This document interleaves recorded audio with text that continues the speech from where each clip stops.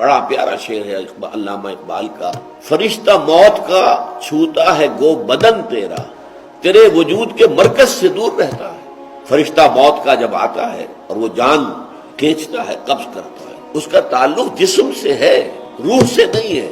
روح پر موت وارد نہیں ہوتی، روح صرف منتقل ہوتی۔ لفظ انتقال جسے ہم کہتے ہیں وہ روح کا معاملہ۔ جسم ہمارا اس زمین سے آیا تھا، کچھ عرصے رہا ہے یہاں اور پھر زمین میں چلا جائے گا، مٹی میں مل کر مٹی ہو جائے گا۔ منہا خلقناکم وفیہا نعیدکم ومنہا نخرجکم تارۃ اخری۔